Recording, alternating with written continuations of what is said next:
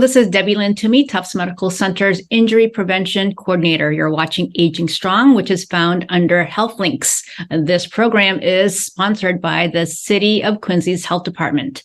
Today's topic is yoga and functional movement, and I have an expert today. Her name is Lori Scott, who is a certified yoga instructor and has many different trainings in the body movement type field, which I am so excited to share her with you because she'll be doing chair yoga. Thank you, Debbie. So happy to be here with you to talk about yoga and aging and everything in between. Who can't use chair yoga? You don't have to be an older adult to be doing any type of movements that are, chair-based, right? Because we have so many people now working remotely, sitting in front of their computers, doing one of these. So having you on the program today, I hope is a nice reminder or also an inspiration for all of us to add some movements, even though we're just sitting down on our chairs. Chair yoga is great for all populations. We used to think that maybe it was just for folks who couldn't get up and down from the floor easily. But in fact, we're seeing chair yoga in the schools with children. In our older population, we're using chair yoga. We're also using it for any time any of us experience an injury and we can't bear weight on your foot or your arm or your shoulder. So it's for all ages, all body types, all abilities. And yes, wonderful to bring it to light and share the practice with everyone today. Tell us how you got into yoga and how you got into teaching and training yoga. I got into yoga about almost 25 years ago now. And mainly what happened for me is my body started to respond to stress. And in that process, when something happens to you physically, it gets your attention. So you go see the doctor. And the doctor runs all these kinds of tests and says, okay, everything's fine, but you're really stressed out. So how about you try some yoga? And that brought me to the practice. I loved it so much. And I started to feel better that I wanted more. So I took my yoga training. I left my full-time job and I told my husband, okay, you got to just trust me. I think this is going to be great. So I jumped on board and I've been teaching yoga ever since. That was in 2016. So I've been teaching every day and really seeing the benefit for myself and being able to share that with other people has been just a really great experience for me. Thank you so much for sharing that. I know a lot of people get intimidated with the word yoga. I mean, I was intimidated by the word yoga a long time ago because I thought I needed to be, first of all, really, really skinny. And I wasn't back then. And I thought I had to do all these like really fancy movements that required like all this like back bend and, standing on one foot. And I said, no, I can't do that. And I equated that to yoga. And so I'm so, again, glad that you're here to dismantle that type of stereotype and to really show people out there, everybody, how accessible and easy and actually practical it is to do these type of movements as we get older. It's true. If you can breathe, you can yoga. Ooh, love it. Yes. Breathing is the foundation of yoga. So similar to you, I cannot do those things that you see on the cover of magazines. And it is extremely intimidating. But if we just show up and we just take a few breaths, we realize that that's practicing yoga. I have a lot of physical situations that prevent me from touching my toes. But I still do yoga. I still teach yoga. And we let the practice meet us wherever we are. That's the beauty of it. So yes, if you can breathe, you can do it. I am here to remind you of that today. I love it. If you can breathe, you can do it, everybody. Yes. Yes. It's very true. So, well, you heard a little bit about me and what I do. Teaching yoga, teaching people to become yoga teachers, instructors, has been quite rewarding for me, as I said, because it holds me accountable to my practice. And one of my most favorite things to do is to work with folks who think they cannot do yoga. So maybe this population we're talking to today. That brings me a lot of joy. And it helps people feel better. So who doesn't want that? A lot of my training is around functional movement-based techniques in my yoga practice. So we'll talk about that today. A lot of my training is around mindfulness, mindfulness-based stress reduction. And all of these things, we now have a lot of research to show us, to prove to us that these techniques work. And they help us feel better. They help us reduce stress. We'll talk about the benefits in a moment. But in my training, I've also incorporated some trauma conscious yoga. In fact, I teach a weekly class that is trauma sensitive yoga for veterans, active military, first responders, and all family members. So that is a lot of the work that I do. And I've seen firsthand how it can bring some peace to everyone practicing. I'd like to talk a little bit about the sandwich generation, right? This may apply to some of you watching today. In between the ages of 40 and 60, I just turned 51, so I'm right in there. Me too. And we are, oh, yay, all right. Yeah. We're caring for our growing parents. We're caring for our growing children at the same time. And these two populations on either end of the sandwich are very stressed out. The elderly population, you're working on, they're dealing with a lot of stress, a lot of grief, a lot of concern, a lot of health issues. And our younger generation, the increasing need for mental health awareness is just becoming more and more challenging for all of us to manage. And as a result, we're balancing all of these things. We're feeling financial pressure from our lives, from both generations. We're balancing work and family. We're putting our lives on hold. I think we all do that, all ages sometimes. And that has a real negative effect. So how can we get from this feeling of anxiousness to a place of calm, a place of peace, and some acceptance of what's happening, and getting through these difficult times with a little bit of grace? Not always easy to do. But one of the very important quotes that I have I tried to live by, and I did experience it. So I'll share it with you, and it really can be for any age. And that is from medical intuitive Caroline Myss. And she says, if you do not make time for your wellness, you will be forced to make time for your illness. So what are we going to do about that? Yeah. All right.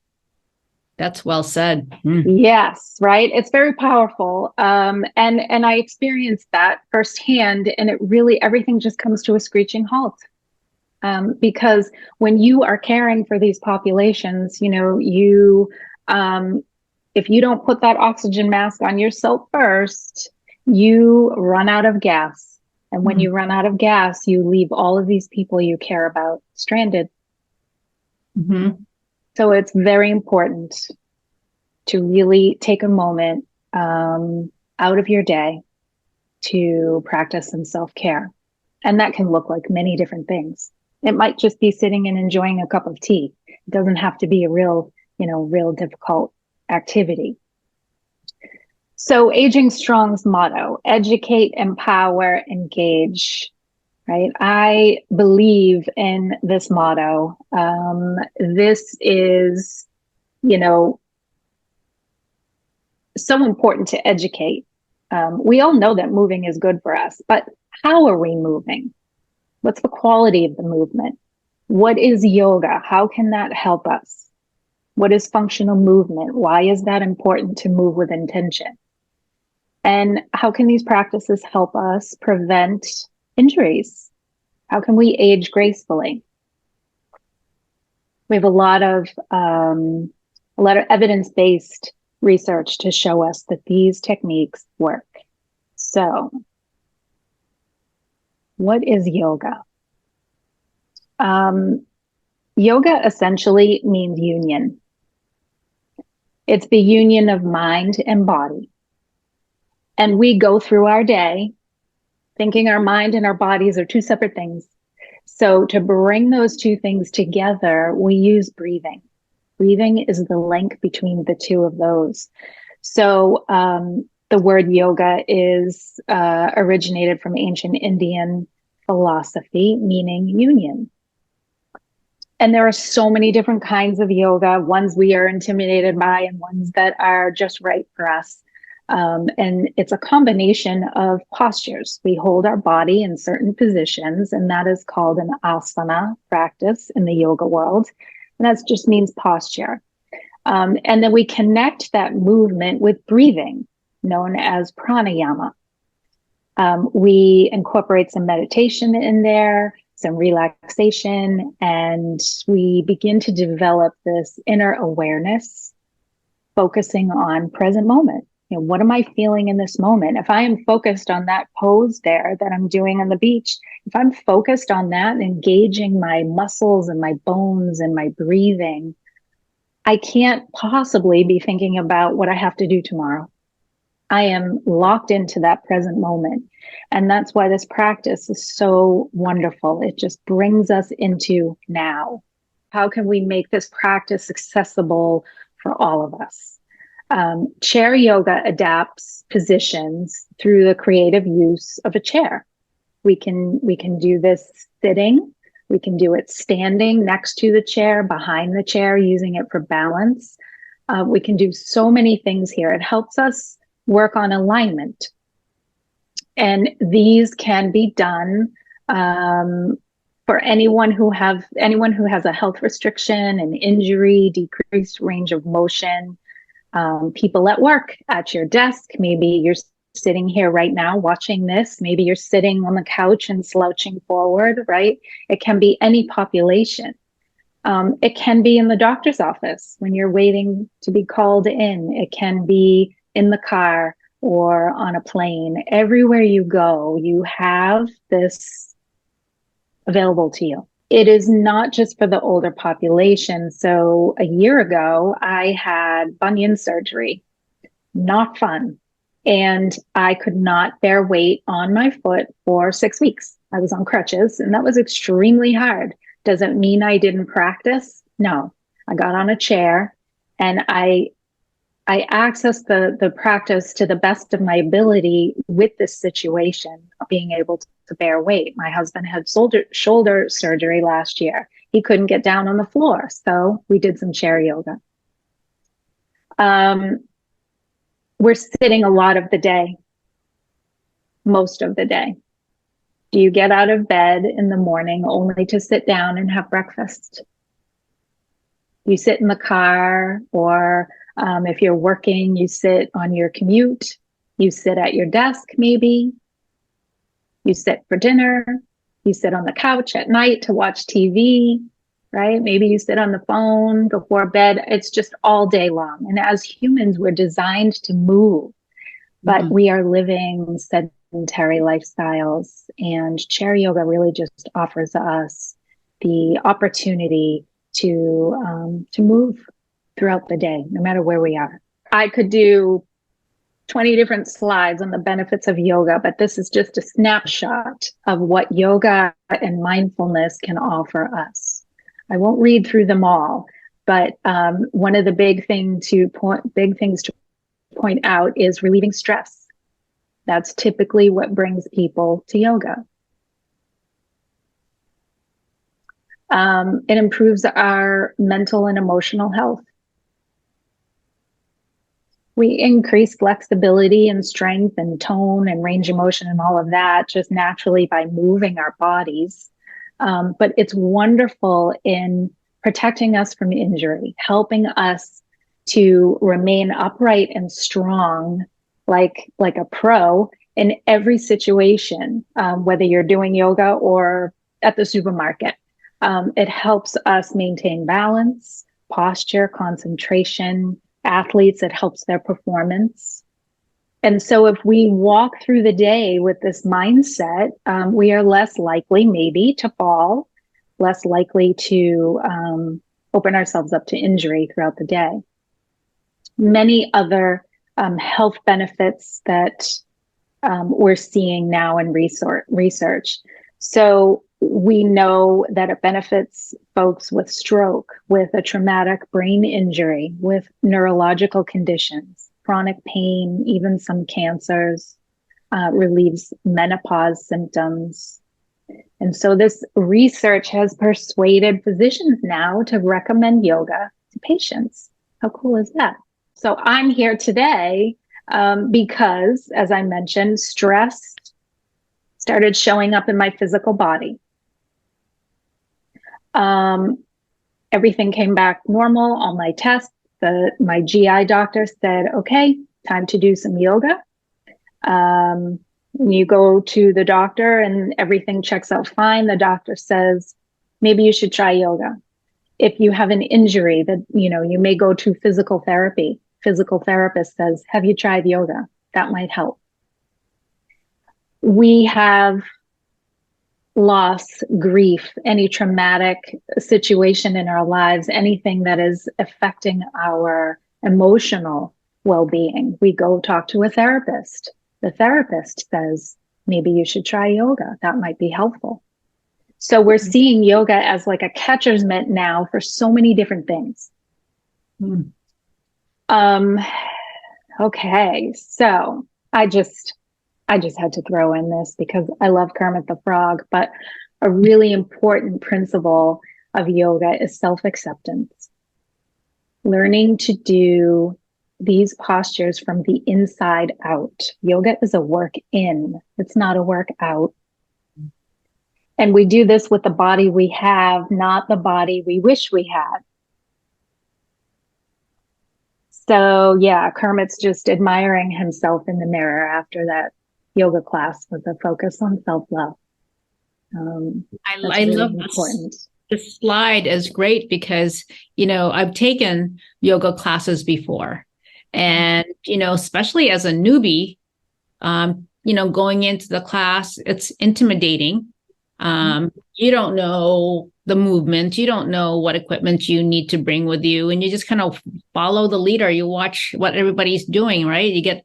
Some people are getting a bolster. Oh, I think I'm supposed to get a bolster. Some people are getting 2 blankets. I think I'm supposed to get 2 blankets. And this person's wearing, a nice yoga outfit. Oh my gosh, next time I need to buy a yoga outfit. So you're always looking at the other person. And so when it comes to the poses, you feel like, okay, this person is, doing the tree, pose, and they're able to stand on one leg for like 2 minutes. And here you are, you keep falling out of your asana, your pose, and you're thinking, oh my gosh, I can't do it. I just can't do it. So this particular slide I love because you're reminding us that, it's a learning process. You work with what you got and don't compare yourself with others. Right. Exactly. Mm-hmm. And in my class, I don't have any, this guy's looking in the mirror. We don't practice with mirrors because we get so focused on what it's supposed to look like. And that, in my opinion, there's no place for that really in this way of practicing because it's how it feels. My body is made completely different from yours, so it shouldn't look the same. Exactly. Here's just a little quote from a yoga teacher with Parkinson's disease. More than anything else, yoga improves awareness of my balance. I may still tip over, but I won't fall face first. I know where my body is in space. So our practice really helps to empower where we are. Yeah. We're still going to tip. We're still going to be a little unsteady in life. But we know what it feels like in our bodies to come into a very powerful posture that works for you. And we're going to practice that today. Great. Okay, so I want to talk a moment about sensation and pain. These are two very different things. So we try to not do painful things ever, but especially in yoga. Some of these postures feel very uncomfortable because our bodies have not moved this way, maybe ever. So feeling uncomfortable, feeling a little sensation is perfectly fine. In fact, we want to do that because it helps us explore a little bit of awareness and, okay, I'm in a stressful situation. How am I going to work through this? Well, I can bring in my breathing and I can feel some gratitude knowing that it won't last long. I can hold my own in this position. That's okay. When you feel pain, when you feel sharp pain, that is a no-go. So uncomfortable sensations, it's dull, it's achy, but can I control my breathing during this? Yes, this is a good thing. Okay, it helps build muscle and strength. If you feel sharp and shooting pain, migrates quickly, you find all these clues like scrunching up your face, holding your breath. Those are clues that you need to stop. So having this awareness is really important, not just in yoga, but in life in general, and to notice the difference between the two. Functional movement. I'm going to breeze through this because I don't want to run out of time for our physical practice. But basically, functional movement provides us with knowledge and helps us work efficiently throughout the entire day.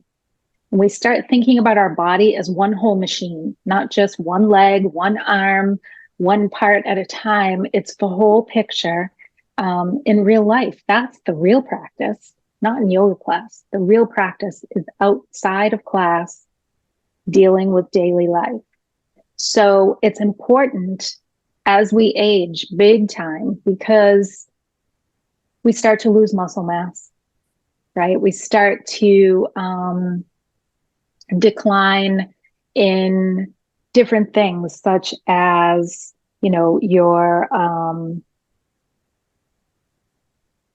your vision, your senses start to decline. You have this loss of muscle strength and function. And so we need to get at it. We need to reverse the effects of aging if we can through movement. And so my teacher, she talks about functional movement, Jackie Bonwell, her quote below here, functional movement is the operating system to whatever you are doing. You can insert any activity in there. It's the backbone of how you hold your spine in its intended state when you are in weight-bearing positions. So we're working on posture. We're working on connecting posture through the whole body, not just in through the spine. We want to lessen our risks of falling and vulnerability to injury. That is what we're working on here. Okay, so functional movement, we talk about these 7 basic patterns called the FMS, the Functional Movement Screen. This was developed by Lee Burton and Gray Cook in 1997. It's a tool that can be used to appraise your movement patterns. We want to be able to squat, lunge, push, pull, bend, twist, walk with a nice gait. So all of these things are assessed through this functional movement. And we bring this into our practice. We bring it into our daily activities. Stages of movement. There is a reason why we have become the skeleton we have become. It's because there are habits and patterns. So developmental patterns, we were all born relatively strong and supple. We, over time, develop different patterns on our way to, being on our backs like that little baby, all the way up to standing. So, how long did you crawl? How old were you when you began walking? Those factors are very important. Genetics, that plays a role in your movement. Learned behavior, movement is learned. So for example, we start favoring one side of the body, right? Are you right-handed, left-handed? We start to do that in through our legs too. Those are learned patterns. Imbalances within our shoulders, okay? How many years did some of us spend with a baby on the hip? Mm-hmm. That plays a big role. Maybe you favor one shoulder with a bag over your shoulder. A lot of learned traits. Sports is one. If you've specialized in a sport, that's another learned movement. Trauma. So trauma can show up in our bodies, whether it's physical or emotional. So all of these habits, we've survived car accidents, we've had surgeries, we've had emotional distress, we've had heartbreak, grief. Most of us are unaware of the root of our trauma. We're not really sure, but yoga and movement can bring tremendous relief to work through those parts of your body that are holding some tension. Aging. That's why we're here today, talking about all of the aging. We are susceptible to change in muscle mass. We're slowing down the nervous system. All of these changes affect our ability to move. And there's this little thing called fascia. And you may have heard about fascia, but I'm going to talk about it just for a moment. It's that thin connective tissue that surrounds all of our organs, all of our muscles, all of our bones, blood vessels, nerves. It holds everything in place. It's like that little thin white layer that you see when you're working with raw chicken. That's like fascia throughout our entire bodies. And when that tissue doesn't move or glide, it tightens up and limits our mobility. So that term, use it or lose it, we're talking about fascia here. Well, some of it, we're talking about fascia. So the trick is to keep things moving. Okay. I mentioned holding a baby on the hip. I still stand like this. My baby is 25 years old. That's a problem. That is a dysfunctional pattern that I am bringing into every activity that I do. Maybe you sit in the car a lot of the time. Maybe you're a golfer and, this movement of swinging your golf club, my brother is a golfer, and sometimes he talks about his back pain, his herniated discs in his spine. Maybe you sit over a desk at the computer. What is your story? What does it look like? Where are you holding this in your body? Another great quote from Caroline Myss: your biography becomes your biology. Briefly here, you may have heard this. If you have taken yoga, you've heard this a lot. The four corners of your feet. Everybody talks about grounding down the four corners of your feet. Well, we also have these four corners in our hands too, for any weight-bearing poses on the floor or up against a chair or a wall. So all this really means is to ground down your foot or your hand at these points, the base of your big toe, the base of your little toe, the inside of your heel, and the outside of your heel. These are supports. And as you ground down those places, you almost create an arch in between those places. But your toes are grounded. These four corners are grounded, and it is a place where you feel completely in control and powerful and strong when these four corners are engaged. We're going to practice that in a moment, but just wanted to show you this little visual of what that looks like. And then you can see how it feels. As you're sitting here right now, maybe try to do that with your feet, you know, pressing down through the big toe mound, the little toe mound, the inside of your heels and the outside. And just notice what that does to your body as you press those things down. You start to engage through your entire leg. You feel your muscles engage and you feel stronger already. So we'll come back to that in a minute. Mountain pose is one of the biggest poses we focus on in yoga, and you don't have to be standing to do that. We can do that in the chair right now. So all it means is to engage your body from your toes all the way up to the top of your head. So just like we did a minute ago, keep those four corners of your feet engaged, and then start to squeeze all the muscles in your legs. Okay, it feels a little weird if you're sitting, but you get the drift. Maybe just squeeze and bring awareness to your quads and your glutes. Your lower torso and your upper torso, they want to collapse into one another. So the goal is to separate them and see if you can create a little space here. So we pull the navel right in toward your spine. And then lift your shoulders back and down to immediately engage and separate lower body from upper body. Your arms down by your side with your hands, palms facing out, and just extend your fingers, widen them, separate them, just kind of turn them on, activate them.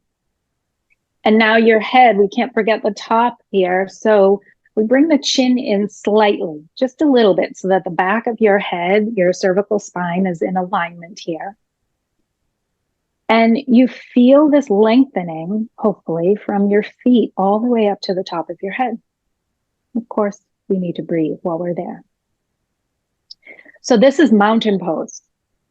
And it is a position that we take with us all day long. I find myself doing this sometimes in the supermarket or a stressful situation. Any minute I need to come into my own power, I come into mountain pose. So it makes a big difference when you engage, you bring in awareness. You know, a minute ago we were just sitting here, and now we're fully engaged.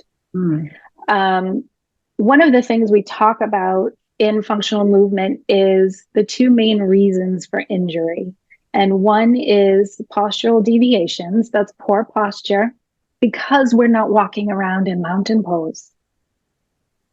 And the other reason is asymmetries, the imbalance between your left and right side.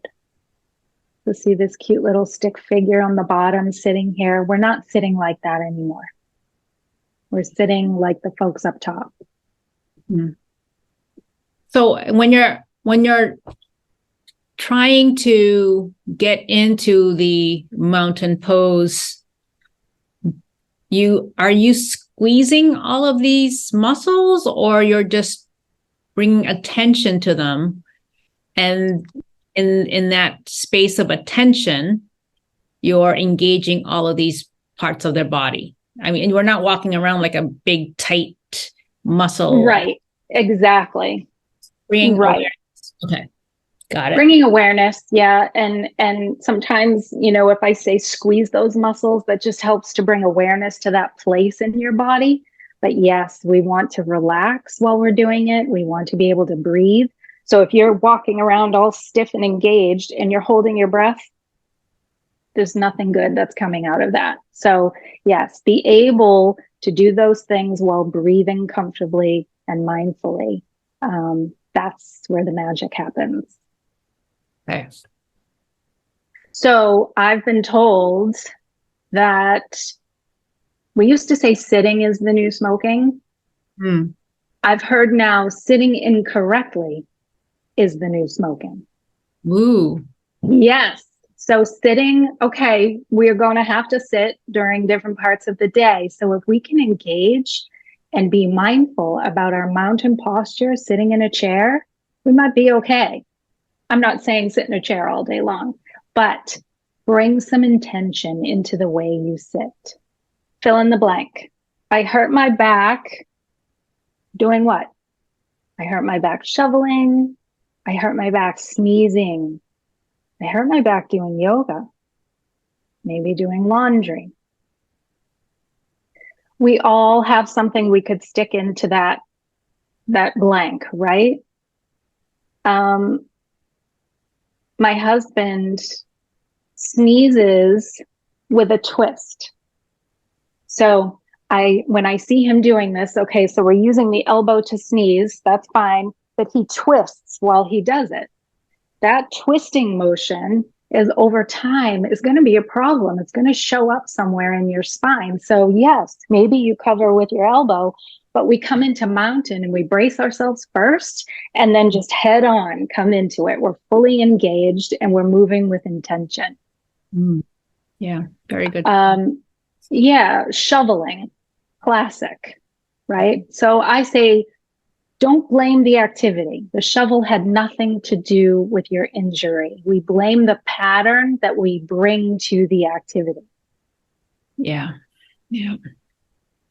That makes sense. That really does make sense, because some people would say, I don't know what happened. I was just reaching for the television clicker. Yeah. And all of a sudden my back went out, so it wasn't reaching for the television clicker, but maybe they were not fully engaged in their body, or they were twisting in a funny way, or have been, moving in an unbalanced way. And perhaps that was just that last activity of reaching for something. Yes. Yeah. That was the, they say. You got it. Yes. Yes. Mm-hmm. So a lot of mindfulness. Yeah. And I'm not, this is hard work. This is not something that is done overnight, but the more we practice, the more we start to feel better. We are in control. It's empowering, okay, yeah, I can sneeze. I can do the laundry. I can lean over the sink without hunching my back. And maybe I'll be okay. Maybe that next sneeze won't throw me, into the couch for 2 weeks. Yes, exactly.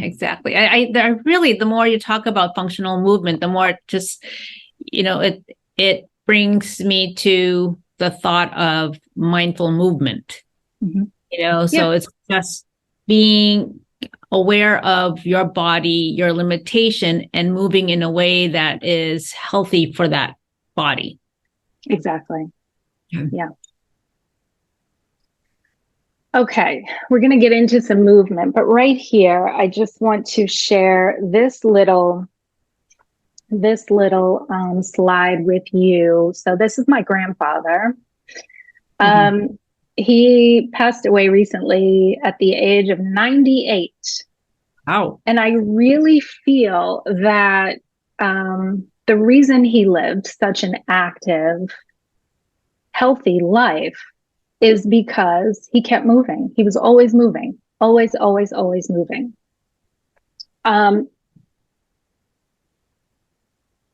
He's practicing here with us. So this was a class that we did on the deck of the USS Salem for Connected Warriors a couple of years ago. And you can see him in the chair. We're all on the floor. And not really sure what we're doing there, but anyway, he has created his own version of that in the chair. Mm-hmm. And he's practicing his mindfulness. And I just wanted to share that with you because we can access this practice everywhere we go.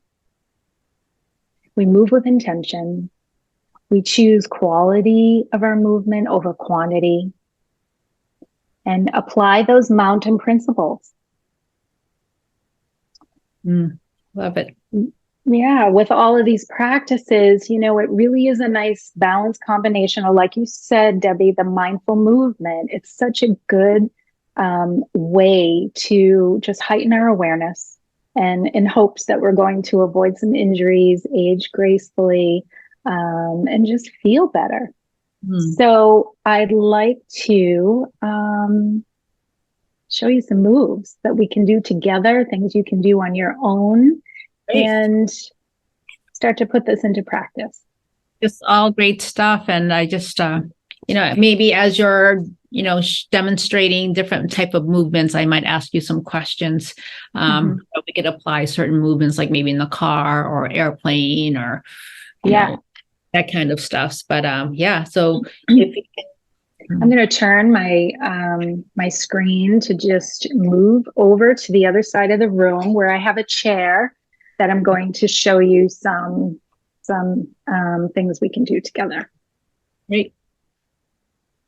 Before we start any yoga practice, we always come into um, some stillness and some grounding. I'll turn the chair here just so I can face you. We're in our mountain pose, just like we have been. You know it already. So we'll come into that to begin our practice. Feet flat on the floor.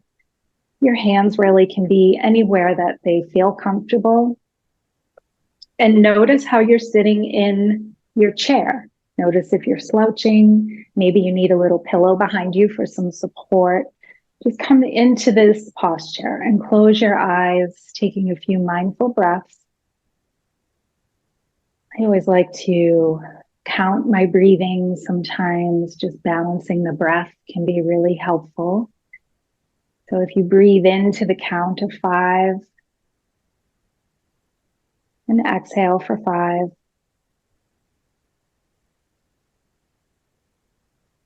few more times.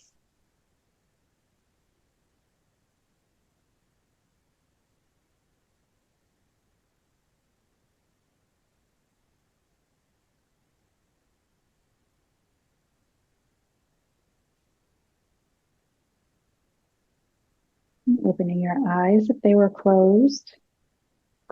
This is your seated mountain pose. So we start to move through the body a little bit, moving through the spine, moving the 6 directions of the spine. And I will share with you what that looks like. Maybe I'll turn to the side just so you can see my spine. But the 6 directions of the spine are forward and back. That's 1 and 2. Twisting to the right and left side.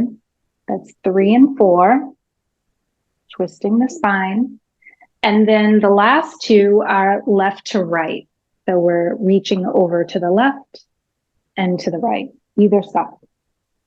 So I like to incorporate those at the very beginning of class. So we bring our hands right to the thighs, stay grounded in through those feet, and just hinge forward here. Hinging at the hips,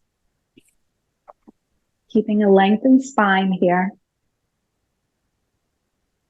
And then sitting up nice and tall, reaching the arms behind you maybe, opening up for a little back bend, reaching behind. Feeling that lower body separate from the upper body. Releasing those arms, we'll take the left arm up overhead, just reach it out to the side.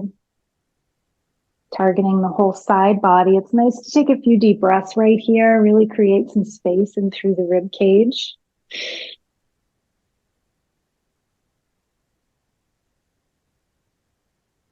Slowly coming all the way back to neutral, sending the opposite arm up and over. A few deep breaths right there.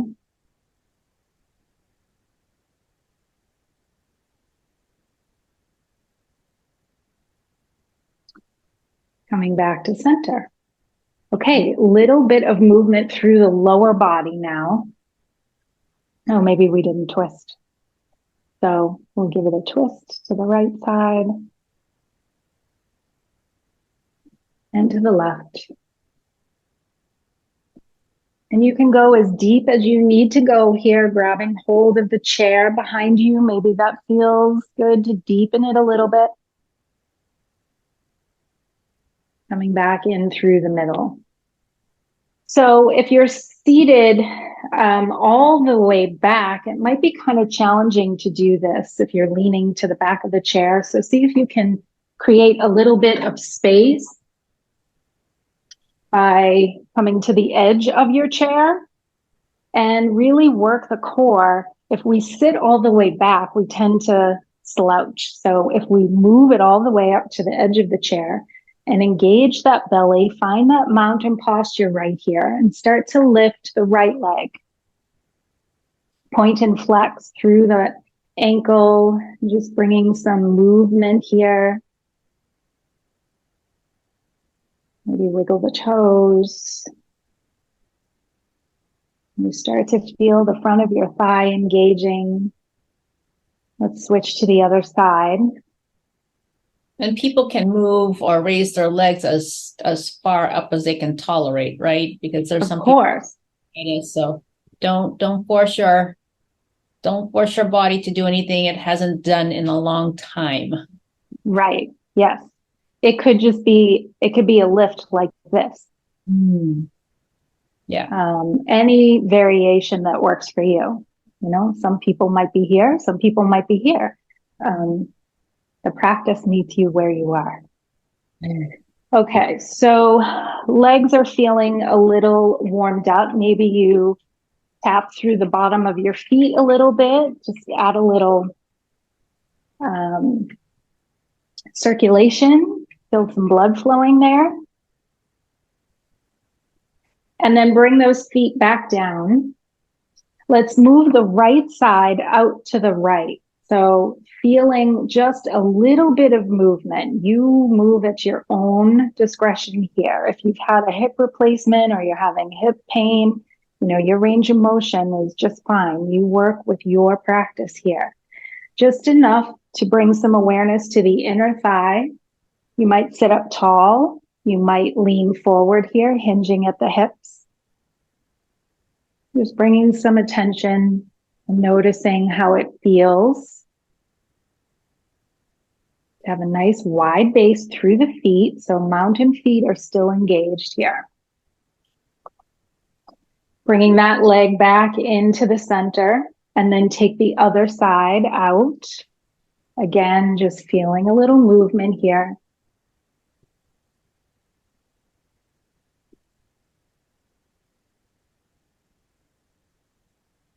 Coming back in through the center, back, both feet. Let those shoulders roll all the way back here.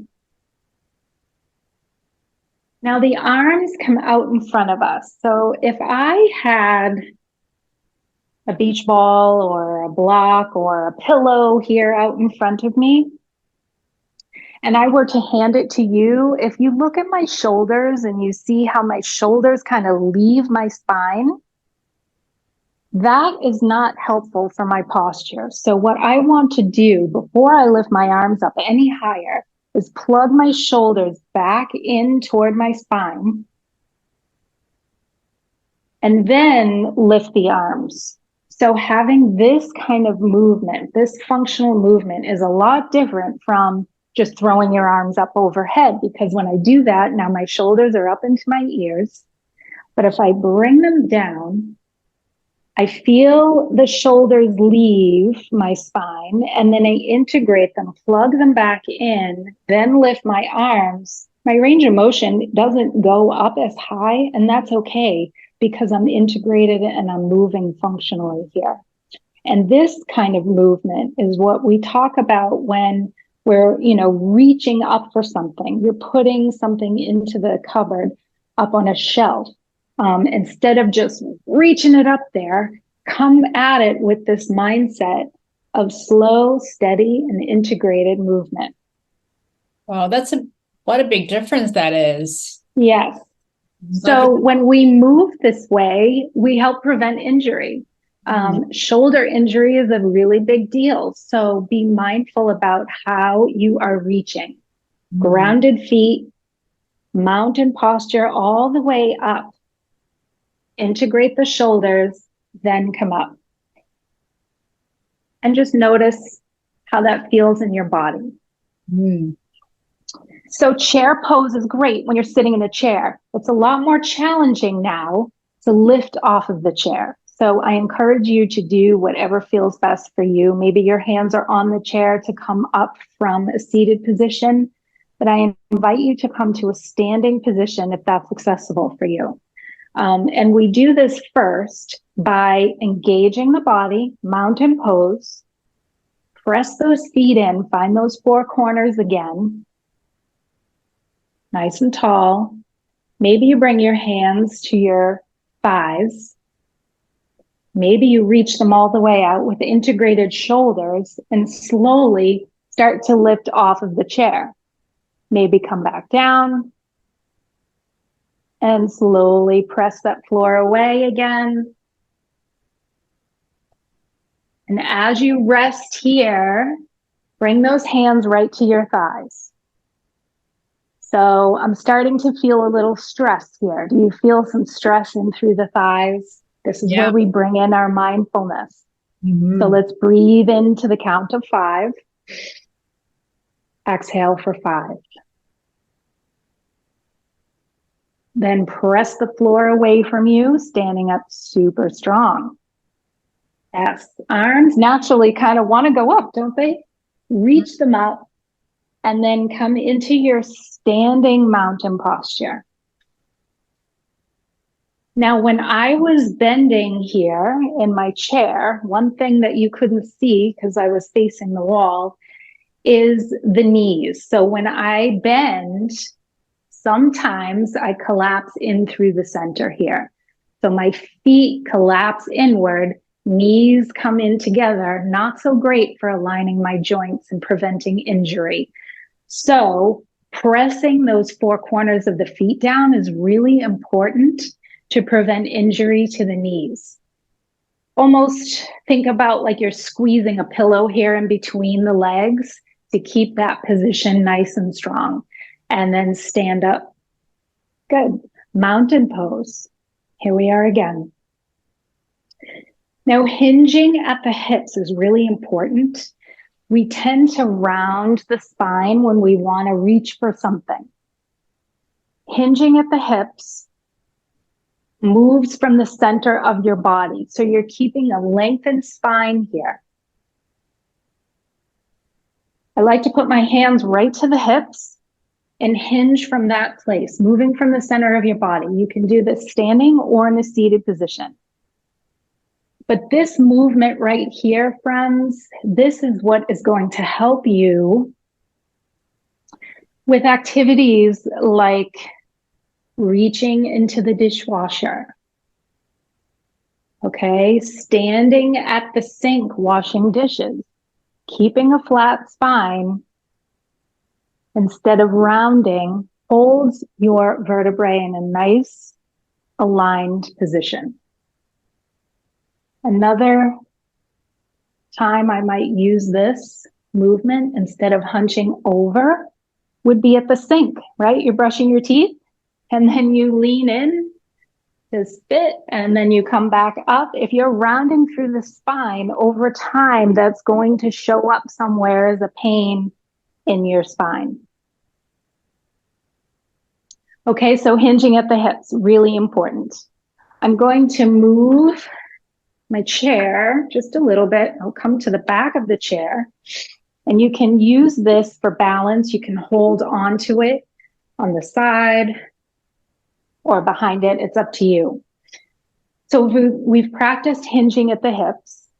A nice way to get a stretch in through the back is to back up a little bit more and hinge again, reaching the arms forward over the top of a chair or up against a wall. This is another way of doing a downward dog, which is what we talk about in yoga on the floor. We can do it also in a standing position. That kind of stretch feels nice in through the back. Okay, so coming back to mountain pose, shifting all the weight to the left side, finding your mountain in through the left, ground down that left foot, squeeze and engage. And then we slowly lift that right knee up in front, little balance here. So you can bring that toe back down to the floor anytime you feel like you're losing balance. Just work from here. It's a great place to work. Or lift it up and send it all the way back. Ground down that foot behind you.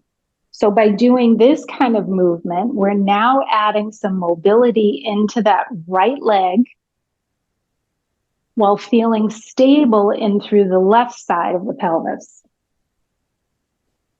Now, this movement, as we practice it from a functional standpoint, is going to help us walk, allows us to keep putting one foot in front of the other, allows us to walk up and down stairs,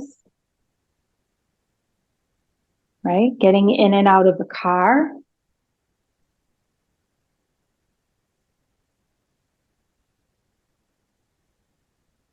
And then we step those feet together and go right to the other side. Ground down into the right side. Find that mountain position again. And then take that range of motion in through the left side. Remember, left and right side might feel a little different, and that's okay because your body has experienced different stages of movement, right, throughout your lifetime. So you're going to have a different experience maybe on this side. Either way, by moving through the front of the hip, you're creating some space from sitting. So when we sit all day long, these muscles in the front of our hips, our hip flexors, get very, very tight. So we're just creating a little bit of movement in through there to open that up. Some maybe side to side movement feels good here.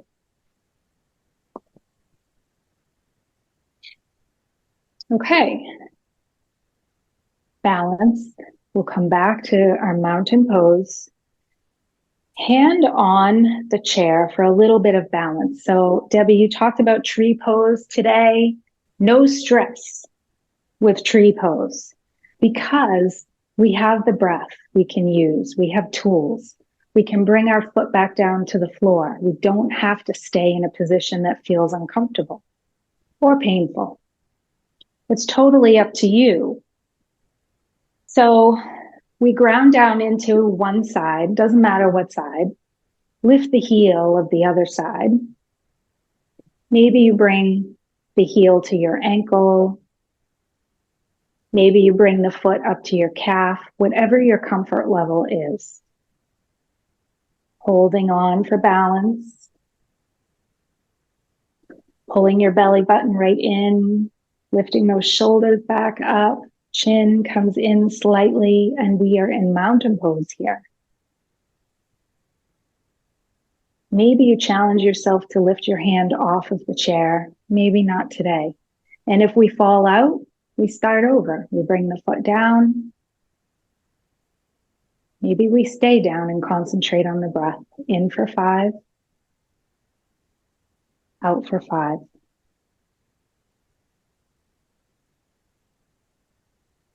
And all this does for us is help us stay in the present moment. We want to stay in the present because anxiety lives in the future. Worrying about something that hasn't even happened yet. We're not going there now. We're just in this moment. And release it, shake it all out, and switch to the other side. Just go at your own pace and notice again, what is doable on one side may not be right on the other side. So you have to bring in that self-acceptance and say, okay, this is where I am today, and I can breathe. So I would say mountain posture would be ideal. Breathing, Don't forget to breathe. Use the breath as a tool. Use these skills to get through the day. Lori, I want to thank you for being here. And I want to thank the Quincy Health Department for continuing to sponsor this program.